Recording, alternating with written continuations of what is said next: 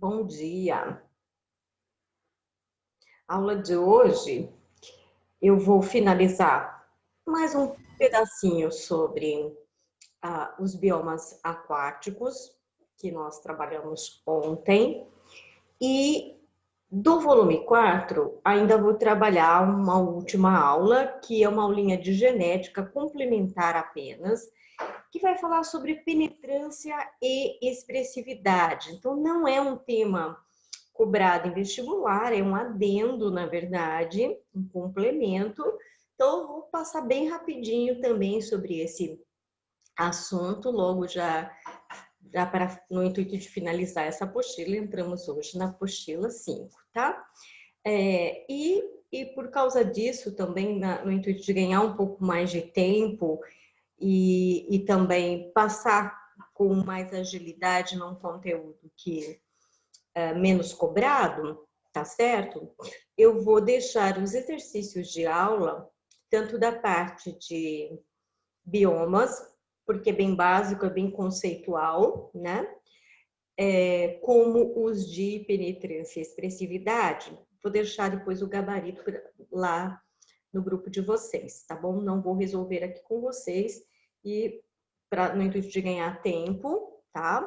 E também justificando pelo fato de serem conteúdos mais simples, beleza?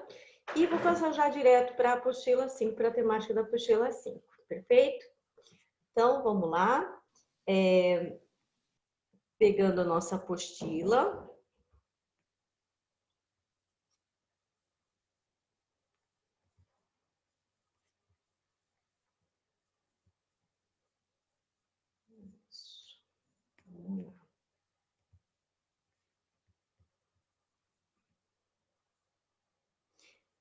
Então, nós estávamos aqui falando do talassociclo, as águas oceânicas, que também, assim como no lago, as águas paradas, águas doces paradas, é subdividido em regiões, mas devido à extensão, a gente viu que tem mais regiões. Então, nós vimos aqui que, além dessa região de margem, né, que é chamada de litoral, né, tanto em um quanto em outro, né?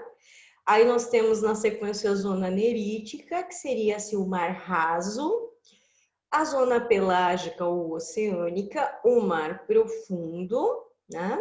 E abaixo dele, né, uma zona chamada fótica, onde gradativamente a luz vai ficando mais escassa, até essa região aqui, que é a zona abissal, que não há a presença de luz. E é dela que eu quero falar um pouco mais. Então, nós vimos ontem, né, que justamente devido a essa falta de luz nessa região, não vai ter produtor de nenhum tipo, né? Então, não forma, a gente considera que não se forma uma cadeia alimentar, porque a gente leva em conta que a cadeia alimentar, para ela existir de fato, precisa ter o produtor. Então, existe uma cadeia alimentar que comece com o consumidor, não é? E a gente diz, né, a gente classifica a zona abissal como uma região dependente, né, nutricionalmente dependente. Como assim? A alimentação dessas espécies da zona abissal depende totalmente da região superior, seja de alimento que da região de cima precipita, desce ao fundo, seja de espécies da parte superior que morrem e aí afundam, né? Então vão servir de alimento, essa matéria morta vai servir de alimento para esses animais da zona abissal, né? Ou ainda aqueles que têm bioluminescência atraem algumas presas da região superior para se alimentar delas, tá? Então, a gente considera uma região que é nutricionalmente dependente das regiões superiores. Então, isso já, inclusive, já apareceu em questão de vestibular. Discuta o que significa dizer que a região abissal é uma região nutricionalmente dependente, né? Então, ou como alguns colocam, né, que é uma cadeia alimentar incompleta, né? Fazer essa discussão. Então, tem a ver com isso daí. Então, o que eu queria complementar aqui, né, com vocês aqui na apostila, então é uma região que não tem luz e, claro, né, baixa temperatura, né, porque a luz e a temperatura estão sempre juntas. Então, uma região que, além de não ter luz, uma região muito mais fria, tá? E, claro, quanto mais profunda, maior a pressão, não é mesmo? Faz todo sentido. Então, por isso que a gente tem, assim, uma certa impressão que esses animais parecem que são meio cascudos, meio ossudos, né? Exatamente. Eles têm que ter um esqueleto bem forte, bem resistente, para suportar essa pressão, né? Que é grande devido à própria profundidade. Não há produtores, já discutimos por quê. Os animais apresentam coloração escura ou são negros e muitos possuem órgãos bioluminescentes que têm várias finalidades. Além de atrair as presas, que é o que eu já discuti com vocês, auxilia nas fugas e identificação sexual. Né? Então, na hora do acasalamento, que a gente sabe que é por fecundação externa, o que acaba acontecendo? No escuro, como identificar, né, a fêmea, né, ou como a fêmea identificar o macho? Então, tem que ter um marcador aí que ajude a identificar. Sheila, como assim auxiliar na fuga? Como é que a bioluminescência pode auxiliar um animal na fuga? Então, alguns, que na imagem que está aqui, este peixe aqui, o objetivo dele com a bioluminescência é atrair a presa, tá? Mas existem alguns, né, peixes dessa região que têm bioluminescência aqui perto da beira caudal, né? Tem um ponto de luz aqui, arredondado, que até lembra um olho, né? Por quê? Porque vamos pensar assim, qual que é a parte mais nobre do corpo do animal? A parte da frente, da cabeça. Então, iluminando a parte traseira, isso significa que se ele, né, se alguém tentar predar, vai tentar pegá-lo por trás. Então, vai retirar do corpo dele uma parte, vamos dizer, menos nobre do corpo. E isso garante que, né, claro, se arrancar a nadadeira inteira, não vai sobreviver. Mas se pegar de raspão, se pegar de leve nessa região, ele ainda consegue se recuperar. Pior seria se fosse um ataque pela frente. Tá? Então, é nesse sentido que a bioluminescência vai auxiliar na fuga desses animais, certo? Há outro aspecto aqui, né, que ele não mencionou, mas eu acho que cabe falar, até porque faz uma ligação aí com a evolução. O que acontece? Os peixes dessa região são cegos e alguns deles sequer têm olho, tá? Então, tem gente que se aproveita, né, dessa situação para colocar isso, né, colocar isso numa discussão evolutiva, né?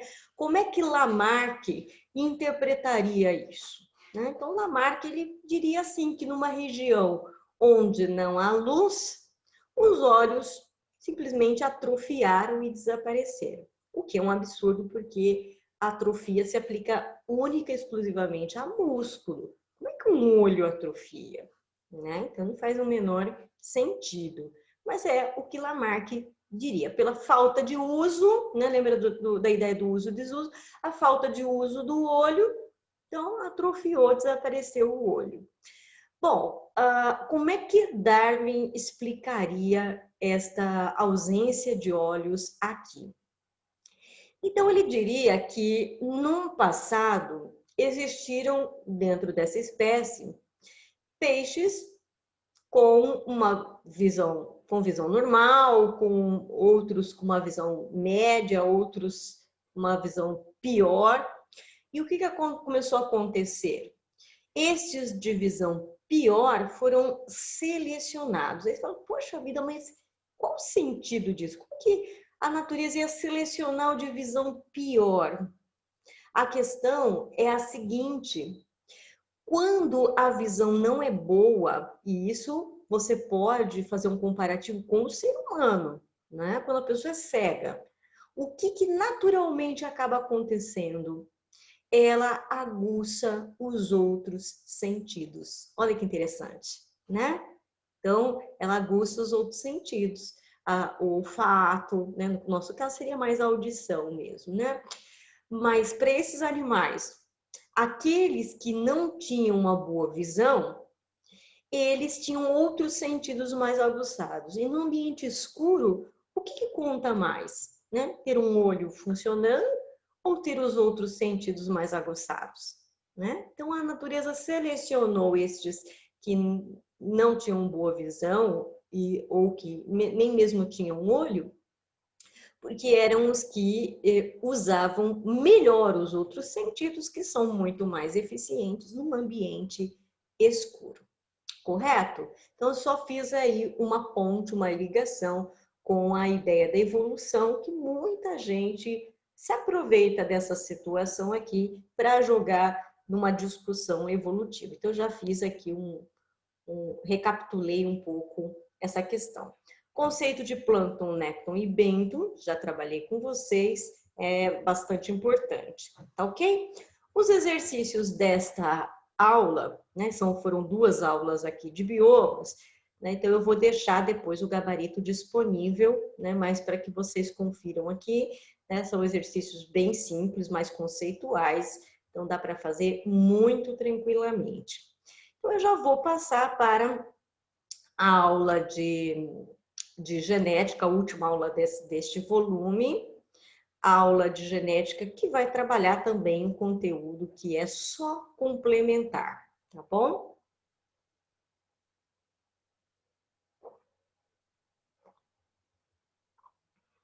Devo estar chegando nele aqui.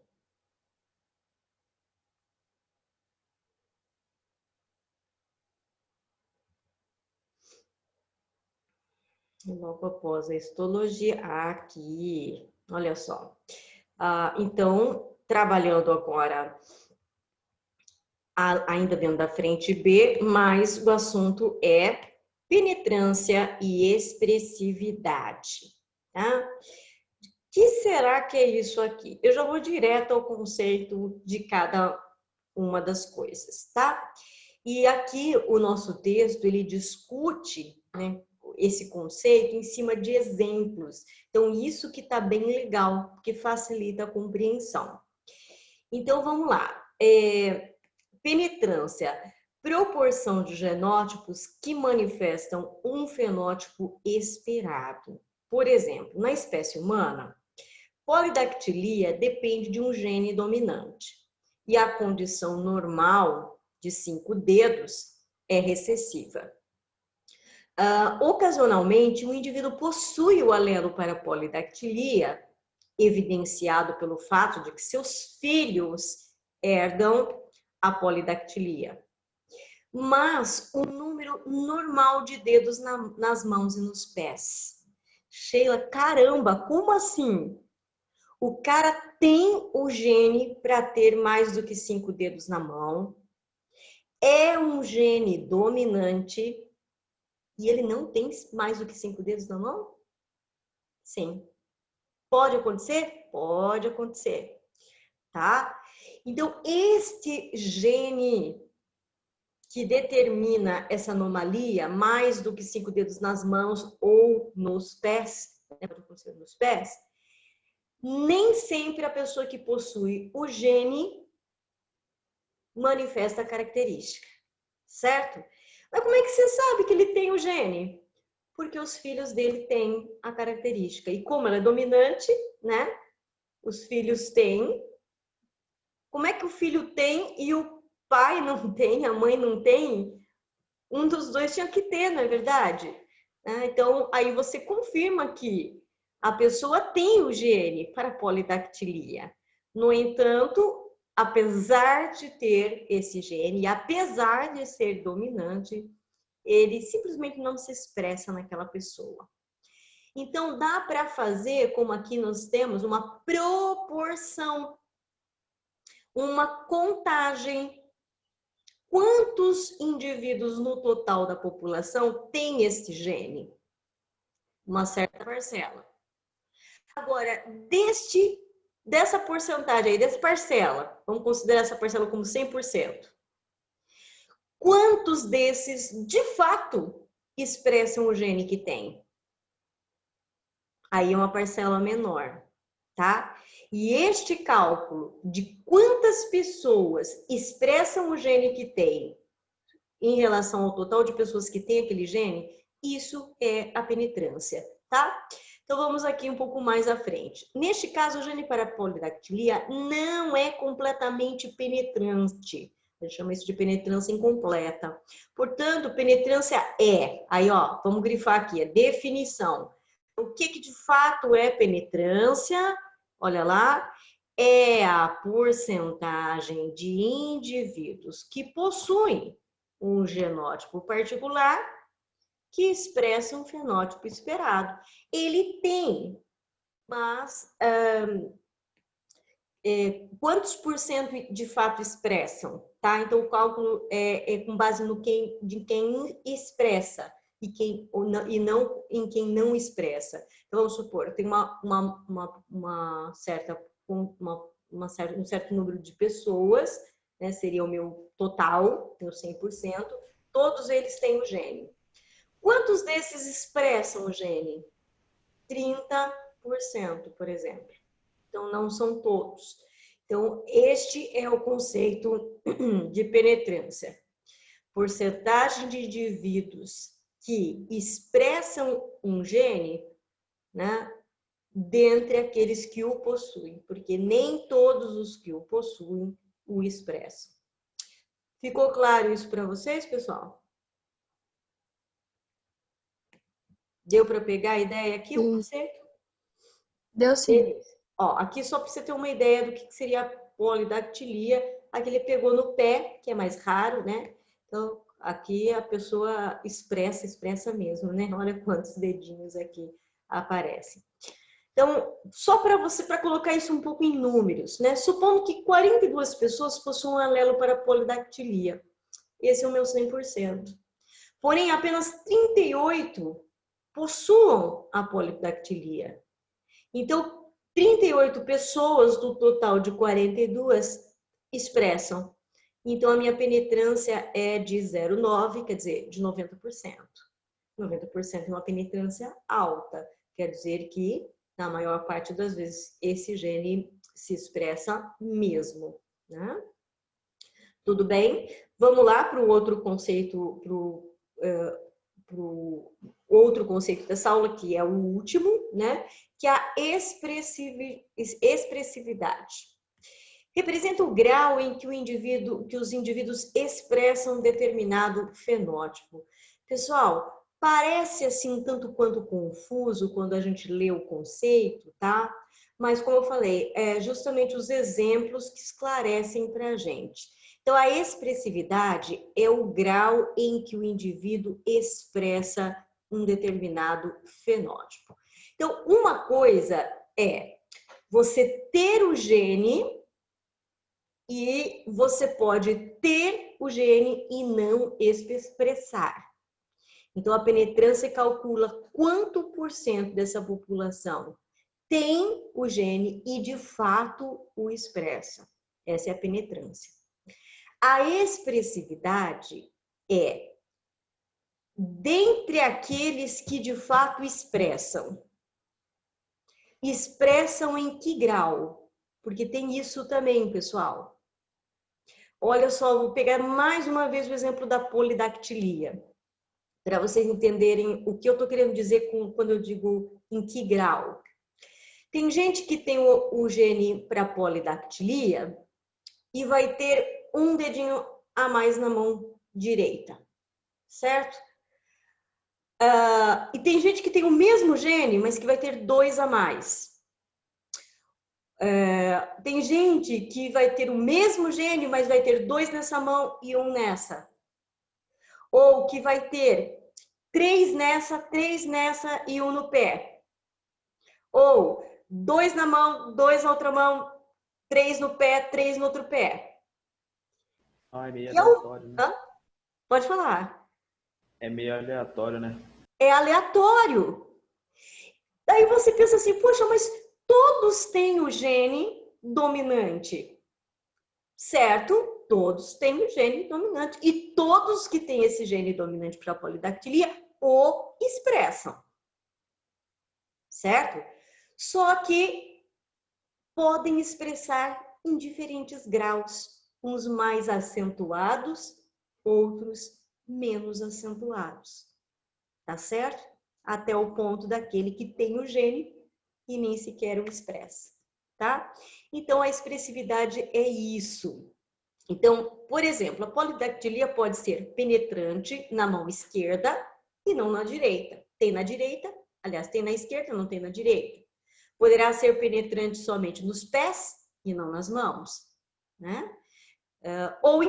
Ou então, enquanto alguns polidáctilos têm dedos extras nas mãos e nos pés, dedos completamente funcionais, né? Desculpa, li errado. Dedos extras nas mãos e nos pés, dedos completamente funcionais, outros podem apresentar somente um pequeno apêndice de pele, nem chega a ser um dedo, no lugar do dedo extra. Tem gente que tem um dedinho completo, com ossos, com unha, com tudo, né? E outro que só tem uma pelezinha, faz uma verruga um pouquinho maior ali, né? Mas é só isso, só pele, não chegou a formar mais nada desse dedo. Então veja que existe graus de expressão deste gene. E quem é que vai expressar mais, quem é que vai expressar menos? Não sei. Embora, em alguns exemplos, a gente saiba que existem alguns fatores que podem auxiliar aquele gene a se expressar mais ou menos. Olha que loucura, gente. E um exemplo muito legal disso é da cor do coelho, né? Por isso que tem lá na introdução o coelhinho himalaio, que é aquele que é branquinho, com as extremidades marrom, né? Então, por exemplo, temperatura é um fator que pode influenciar na expressividade. Olha lá, um certo tipo de albinismo em cevada, então agora está falando da planta, né? Só aparece quando cultivadas fora de estufas. Dentro de estufas, as plantas albinas desenvolvem coloração verde normal. Então, aqui não é um caso de expressividade, aqui é um caso de penetrância, tá? Então, a planta tem o gene para o albinismo, mas ela não manifesta, não penetra. Esse gene não penetra, ele não se manifesta. Por quê? Porque ela está sendo cultivada dentro de uma estufa, temperatura controlada. Nossa, então a temperatura afeta a expressão gênica? Afeta. Vamos ver o que mais aqui. Olha lá o exemplo do coelhinho que eu falei. Coelhos himalaias são brancos quando criados em regiões quentes. Completamente brancos. Em regiões frias, produzem melanina nas extremidades e tornam-se brancos com as extremidades, focinho, orelhas, caudas e patas escurinhas. Então, o grau de manifestação da cor nessa extremidade depende da temperatura. Então, se ele ficar em ambiente quente, apesar de ter o gene que vai determinar as extremidades escuras, ele fica inteirinho branco, tá? Mas, dependendo da temperatura, as extremidades podem ficar mais ou menos escuras. Então, tem graus aí também, desde um marrom mais clarinho, né, até um quase preto.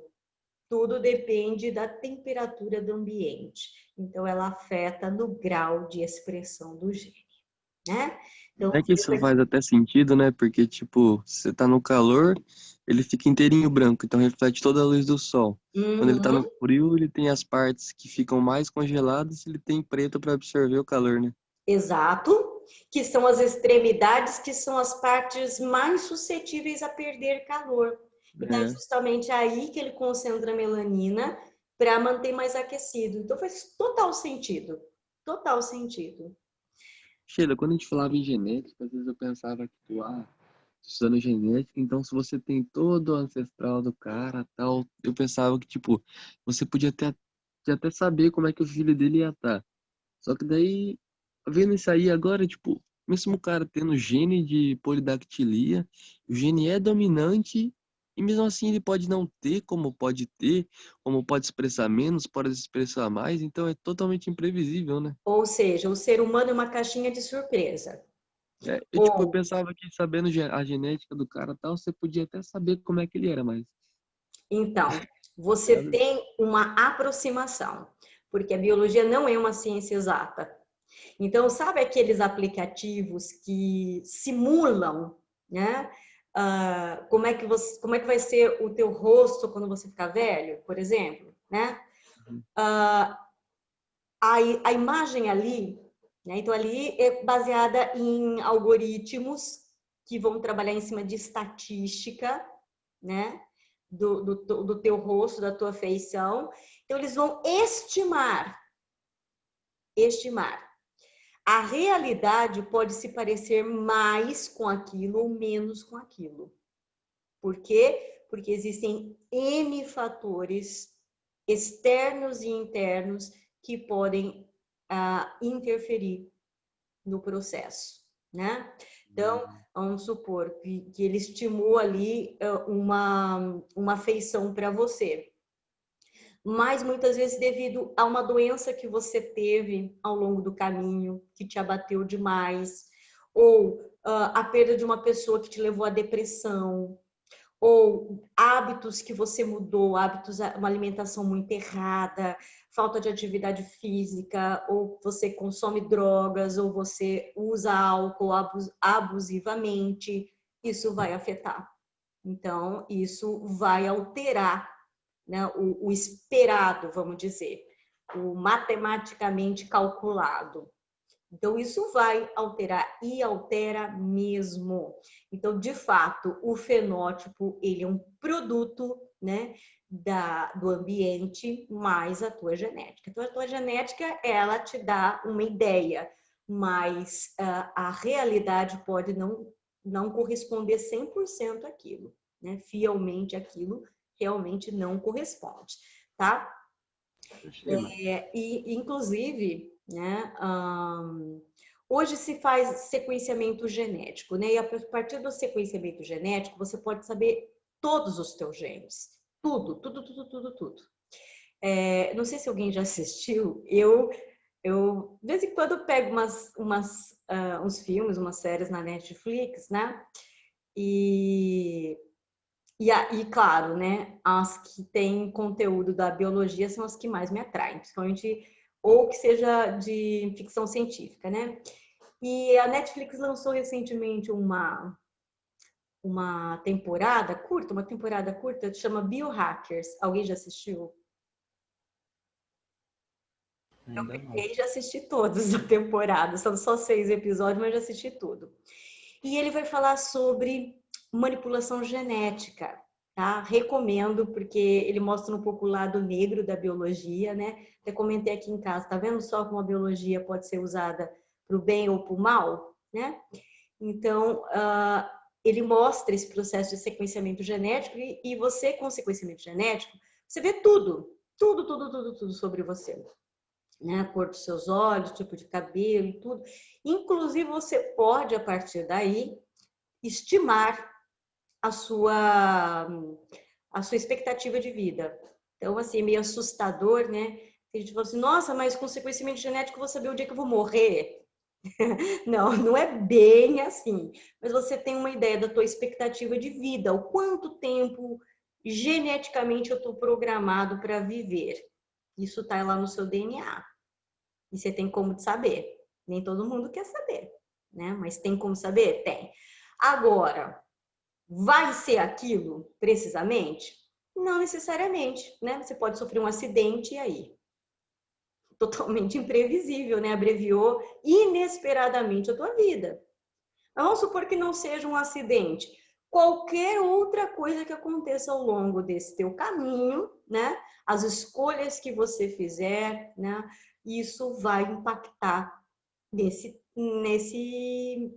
nessa característica genética, né? Podendo ampliar o seu tempo de vida ou abreviar. Então, realmente, a genética não é uma ciência, aliás, a biologia não é uma ciência exata. E nós somos uma caixinha de surpresa. Então, nós conseguimos estimar, nos aproximar, né, do fato, mas 100% de certeza a gente não tem. Tá bom? Outros fatores aqui. Luz. Plantas cultivadas no escuro não produzem clorofila, né? Isso é fato. Em consequência, não realizam fotossíntese, assumindo o aspecto de plantas albinas, né? Mesmo possuindo genes para a presença de clorofila. E claro, vão morrer, né? Vão, né, morrer por falta de alimento. Mas veja, tem planta que tem o gene para ser albina, e não necessariamente ela vai ser. E tem planta que tem o gene para não ser albina, para ser normal, para ter clorofila. Mas o fato de ter sido cultivado na ausência de luz determinou que ela fosse albina. Então, nem sempre o gene determina, né, 100% aquilo que vai acontecer. Outro fator, nutrição. Em coelhos, a presença de gordura amarela depende de 2 fatores. Genes recessivos, né? Então, se o coelho tem o gene azinho, beleza, hipoteticamente para ele ter essa gordura amarela. Só que isso também depende do consumo de verduras na dieta, dos quais ele extrai xantofila, que é esse pigmento.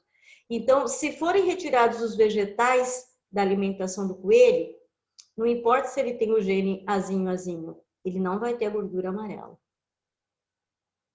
Então, o ambiente, no caso nutrição, interferiu na expressão do gene. Idade. Aliás, não é exatamente nutrição, tá? Mas para a gente ver como isso é radical. Vocês sabiam que o pH da água que a gente consome impacta na expressão gênica? Na nossa expressão gênica?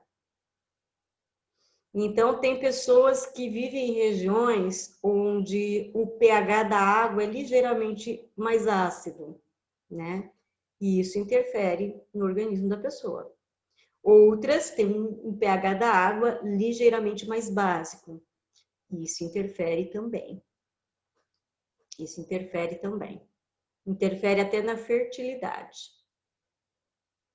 Tá? Loucura, né? Então, vamos supor, pessoas... não sei se você já ouviu falar, mas a estatística comprova isso.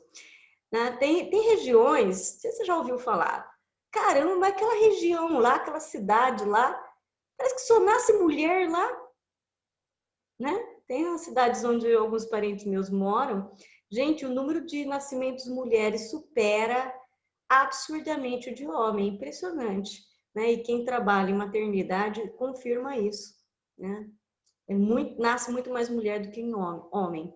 E isso tem a ver com o pH da água da região. Isso seleciona espermatozoides que carregam X mais do que os que carregam Y.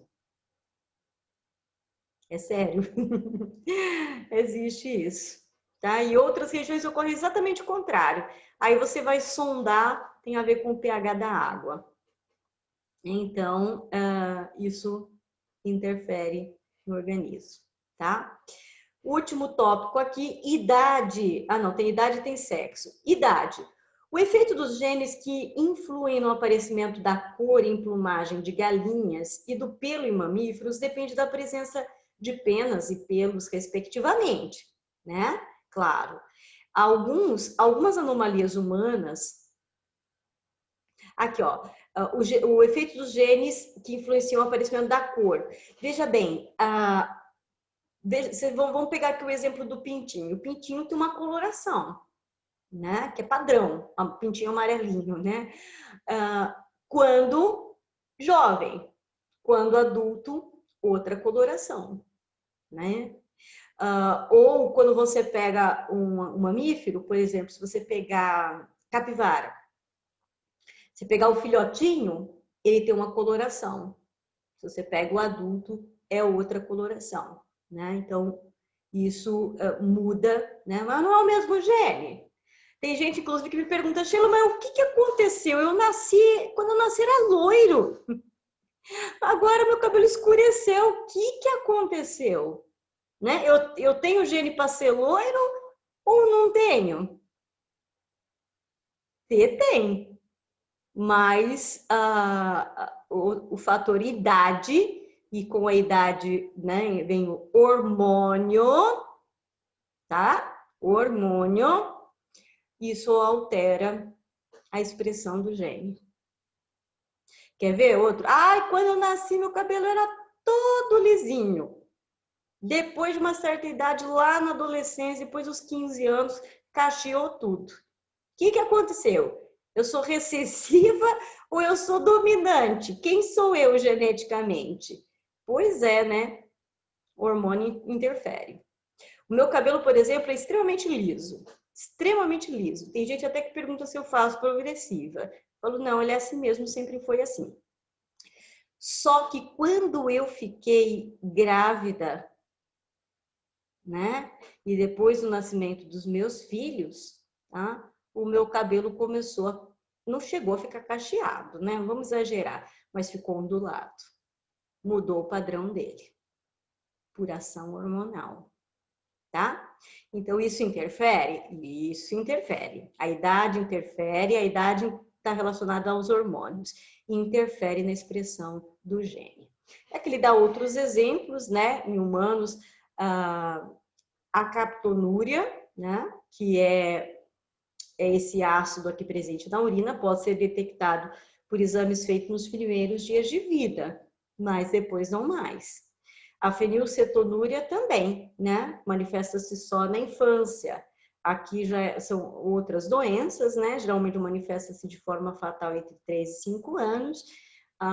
Também é outra doença aqui, né? Se manifesta na velhice. Então, por exemplo, eu tenho uma doença autoimune, né? Que destrói a minha tireoide. É genética, porque a minha tia tem e eu tenho também. Ela é genética, mas eu não manifestei nem na minha infância, nem na minha adolescência. Eu fui manifestar depois dos 30 anos. Como assim, Sheila? Você tem ou você não tem um gene para essa doença? Eu tenho. Só que é um gene que só se expressa com a idade mais avançada.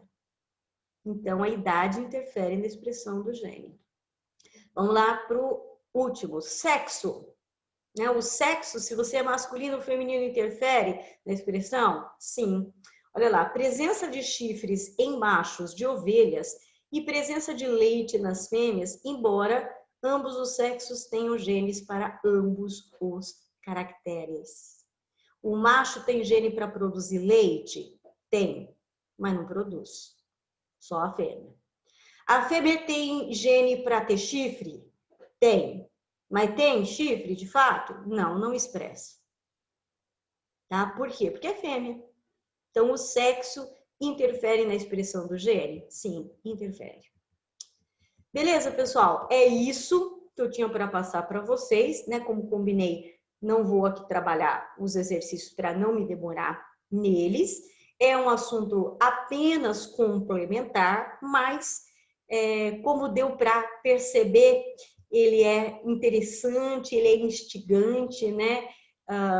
Nos leva a pensar um pouco mais amplo, né? Pensar que a gente não é aí uma caixinha fechada, né? Que está tudo determinado e que tem que ser daquele jeito, porque o meu gene diz isso, então eu vou ser exatamente isso, né? Tem muita coisa que pode alterar o rumo dos genes, tá certo?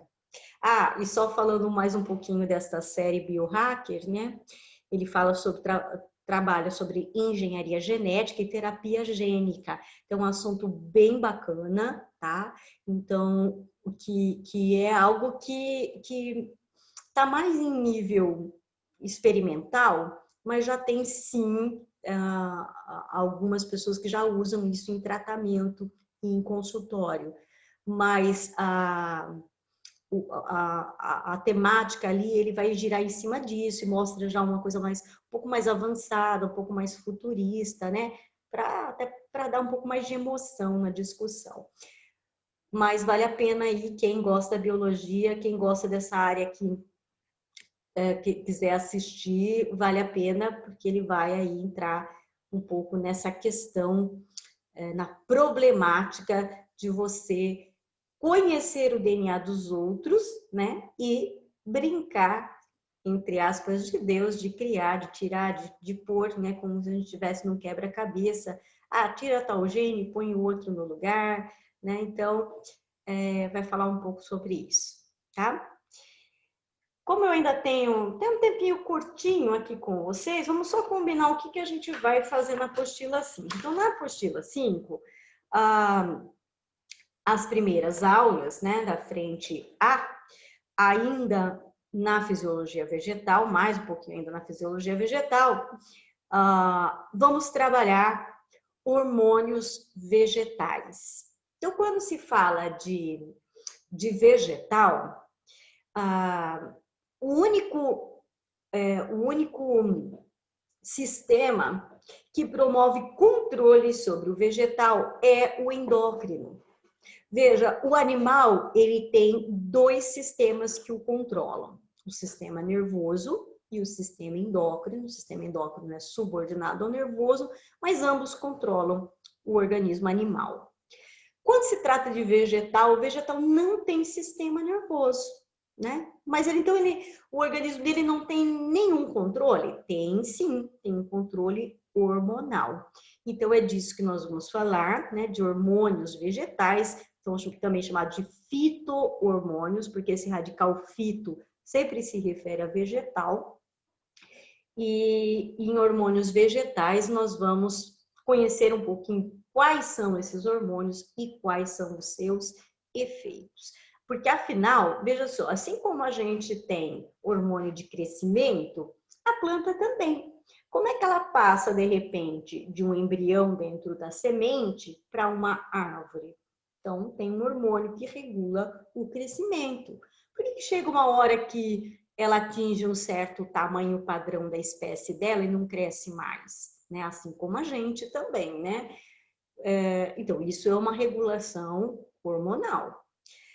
Fora a questão do crescimento, que é um tanto quanto óbvio, né? Que tem regulação hormonal, similar ao que acontece com a gente, que outros hormônios regulam as plantas? Então, tem hormônio para florescer, tem hormônio para frutificar, tem hormônio que determina, por exemplo, o amadurecimento do fruto, não só a formação do fruto, né? Mas depois de formado, o fruto tem que amadurecer. Então, é um hormônio que vai determinar o amadurecimento do fruto. Existem hormônios que vão fazer as partes velhas, olha que da hora isso aqui, gente. As partes velhas da planta caírem fora. Então, a folha velha secou. Então, tem um hormônio que vai fazer aquela folha cair.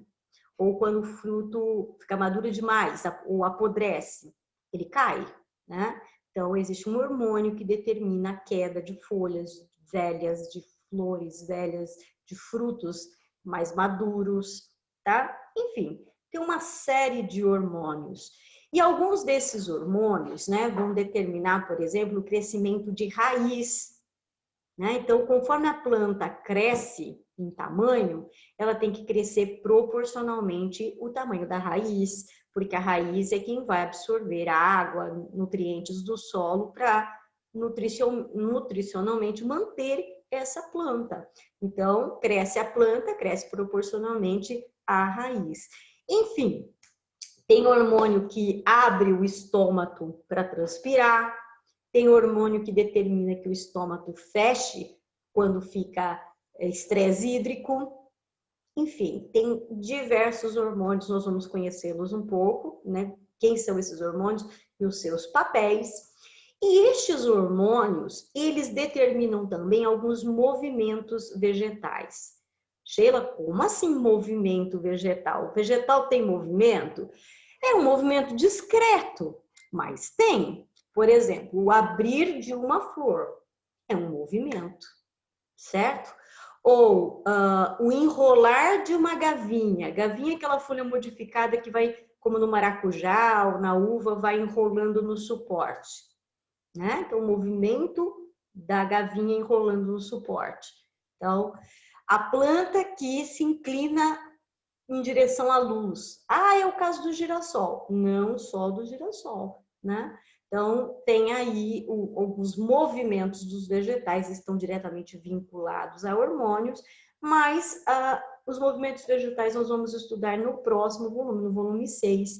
Então, aqui nós vamos, na próxima aula, nos focar nos hormônios, conhecer os hormônios e suas funções e deixar para falar um pouco sobre o papel deles na movimentação da planta no próximo volume, tá bom? Então, daqui a pouco a gente se encontra para mais uma aula, aí vocês já se preparem aí com a apostila 5, porque a gente vai entrar no conteúdo dela, perfeito?